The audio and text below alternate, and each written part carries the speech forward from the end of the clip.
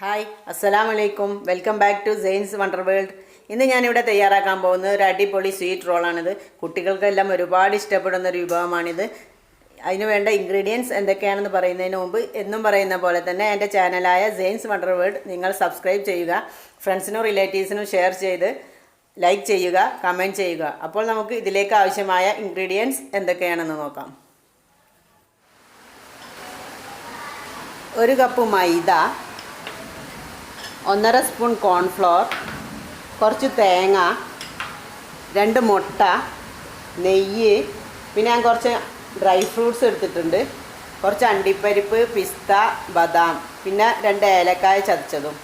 നിങ്ങളുടെ കയ്യിൽ ഏത് ഡ്രൈ ഫ്രൂട്ട്സ് ഉണ്ടെങ്കിൽ അതെല്ലാം എടുക്കുക, അത് നിങ്ങളുടെ ചോയ്സ്. പിന്നെ 2 ക്യൂബ് ശർക്കര ചീകിയതാണ്, കുറച്ച് വെള്ളം, പൊരിക്കാൻ ആവശ്യത്തിന് എണ്ണ, കുറച്ച് ഉപ്പ്, ബ്രെഡ് ക്രംസ്. ഇനി ഇതെങ്ങനെയാണ് തയ്യാറാക്കുക എന്ന് നോക്കാം. 1 കപ്പ് മൈദയും കോൺഫ്ലവറും ഉപ്പും ആവശ്യത്തിന് വെള്ളവും ചേർത്ത് മിക്സിയിലിട്ട് കട്ടയില്ലാതെ നന്നായി അടിച്ചെടുക്കുക. ഒരു ദോശ മാവിൻ്റെ കൺസിസ്റ്റൻസിയിൽ വേണം അടിച്ചെടുക്കാൻ. ഞാനിതങ്ങനെ അടിച്ചെടുത്ത് വെച്ച ബാറ്ററാണിത്. കാരണം ഞാനിന്ന് വീഡിയോ എടുക്കാൻ സത്യം പറഞ്ഞാൽ ഉദ്ദേശിച്ചിരുന്നില്ല. മെയിൻ റീസൺ ഭയങ്കര മടി. പിന്നെ ആണെങ്കിൽ ഇവിടെ ഭയങ്കര മഴയും ഇടിയും മഴയും പുറത്ത് തകൃതിയായി പെയ്തുകൊണ്ടിരിക്കുകയാണ്. അപ്പോൾ ഇന്നൊരു മടി പിടിച്ചു. പിന്നെ ഞാൻ ഏതായാലും വൈകുന്നേരം കുട്ടികൾ വരുമ്പോഴേക്കും സ്നാക്സ് ഉണ്ടാക്കാൻ റെഡിയാക്കി വെച്ചതാണ്. അപ്പോൾ പിന്നെ അത് തന്നെ ഒന്ന് വീഡിയോ ആക്കി എടുക്കാമെന്ന് വിചാരിച്ചു. അങ്ങനെ തയ്യാറാക്കി വെച്ച മാവാണിത്. ഇത് ഇനി നമുക്ക് ഒരു ദോശ പോലെ ചുട്ടെടുക്കാം. അതിന് മുൻപ് നമുക്ക് ഡ്രൈ ഫ്രൂട്ട്സ് ഒന്ന് ക്രഷ് ചെയ്തെടുക്കാം. ഞാനിത് ഇങ്ങനെ ക്രഷ് ചെയ്തെടുത്തിട്ടുണ്ട്. ഞാൻ കുറച്ച് പൗഡർ രൂപത്തിലാക്കിയിട്ടാണ് എടുത്തത്. കാരണം ഇവിടെ കുട്ടികൾക്ക് ക്രഷ് ചെയ്തെടുത്താൽ അത് കടിക്കുന്നത് ഇഷ്ടമല്ല. നിങ്ങൾ ചെറുതായിട്ടൊന്ന് ക്രഷ് ചെയ്തെടുത്താൽ മതി. ഞാൻ ഈ രൂപത്തിലാക്കി എടുത്തിട്ടുണ്ട്. ഇനി നമുക്കൊരു ഫില്ലിംഗ് തയ്യാറാക്കണം. അത് കഴിഞ്ഞ് ദോശയും ചുട്ടെടുക്കണം. പാത്രം ചൂടായാൽ 1 സ്പൂൺ നെയ്യ് ഒഴിച്ച് കൊടുക്കുക.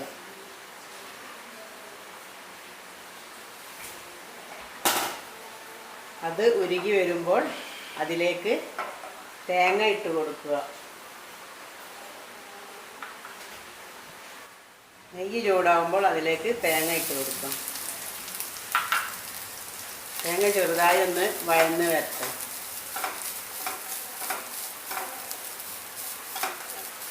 ഒരുപാട് ബ്രൗൺ കളർ ആവേണ്ട ആവശ്യമൊന്നുമില്ല. ജസ്റ്റ് ഒന്ന് നിറം മാറി വന്നാൽ മതി.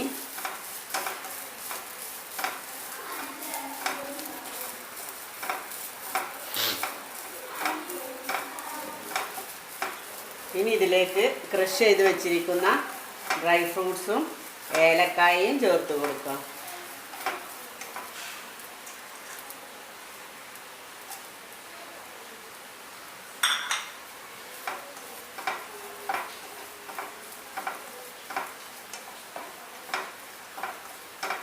ഇതൊന്ന് കുറച്ച് വെന്ത് വരുമ്പോഴേക്കും ശർക്കരയും ചേർത്ത് തീ ഓഫ് ചെയ്യാം.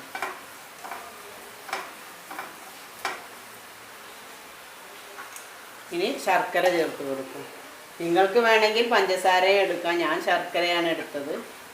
ഇവിടെ ശർക്കരയാണ് കുറച്ചുകൂടി താല്പര്യം.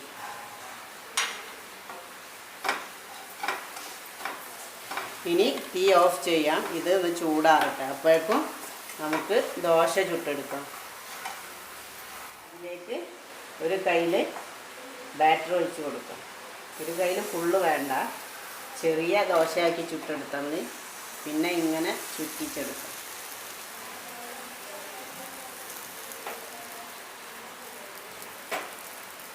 ഇനി ഇതൊന്ന് മൂടി വെച്ച് കുറച്ച് സമയം വേവിച്ചെടുക്കാം. ഇപ്പോൾ ഇവിടെ റെഡിയായി വന്നിട്ടുണ്ട്. ഇതുപോലെ നമുക്ക് ഓരോ ദോശയും ചുട്ടെടുക്കാം.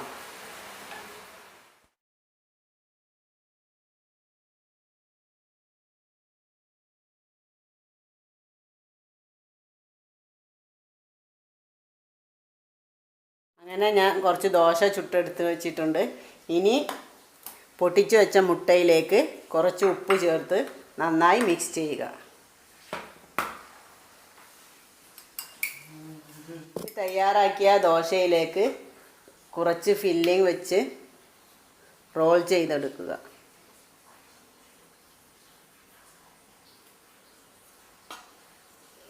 ഇതുപോലെ ഓരോ ദോശയും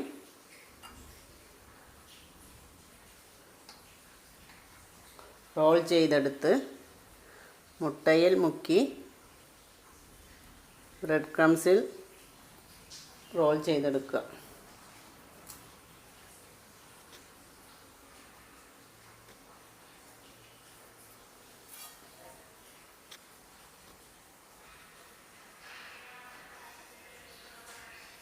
ഇങ്ങനെ ഓരോ ദോശയും ചെയ്തെടുക്കാം.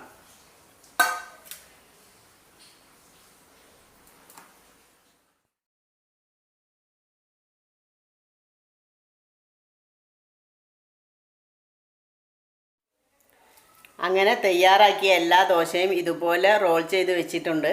ഇനി നമുക്ക് ഇത് എണ്ണയിൽ പൊരിച്ചെടുക്കാം. ഇട്ട് കൊടുത്ത് നമുക്ക് പൊരിച്ചെടുക്കാം.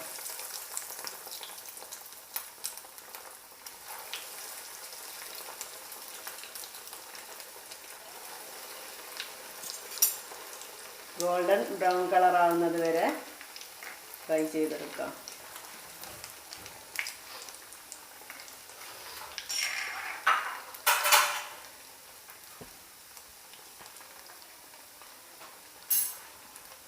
ഗോൾഡൻ കളറായി വന്നിട്ടുണ്ട്. ഇനി ഇത് കോരിയെടുത്ത് അടുത്ത ബാച്ച് കൂടി ഇട്ട് പൊരിച്ചെടുക്കാം.